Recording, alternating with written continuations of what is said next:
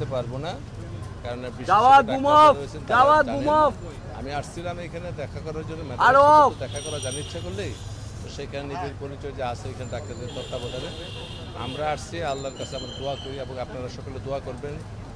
দলের তরফ থেকে দোয়া চাওয়া হয়েছে, আল্লাহ যাতে অনেক সুস্থ করে আমাদের ফিরিয়ে দেন। গণতন্ত্রের জন্য, দেশের জন্য, স্বাধীনতার জন্য, মানুষের অধিকার প্রতিষ্ঠার জন্য এই নেত্রী যে অপরিসীম ত্যাগ স্বীকার করেছেন সেটা সর্বজন বিদিত।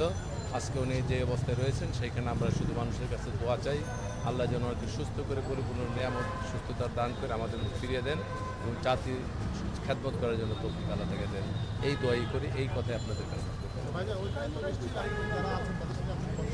না, বিস্তারিত কোনো কথা হয়নি, কারণ সেখানে অনেক নিবিড়ভাবে রয়েছেন বিশেষজ্ঞ চিকিৎসক ছাড়া সেখানে কোনো মতামত দেওয়ার কথা বাইরে আমাদের মতো যারা আসছে তারা দোয়া চাচ্ছে, এই দোয়া।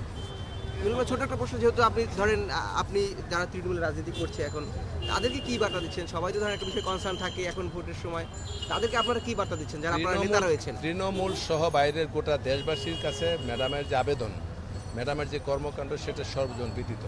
কারণ গণতন্ত্রের জন্য, মানুষের অধিকার প্রতিষ্ঠার জন্য, দেশের জন্য যা করেছেন সেটা তুলনা করা দুষ্কর।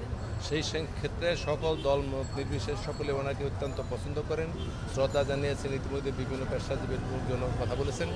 তো সকলের প্রতি আমাদের দাবি, আমাদের অনুরোধ যে আল্লাহর কাছে যেন সকালে দোয়া চান, আল্লাহ যেন অনেকে পরিপূর্ণ সুস্থতা দান করেন এবং আগের মতো যেন ফিরে এসে মানুষের কাছে এখন কি ভেতরে কারো দেখা করার সুযোগ না।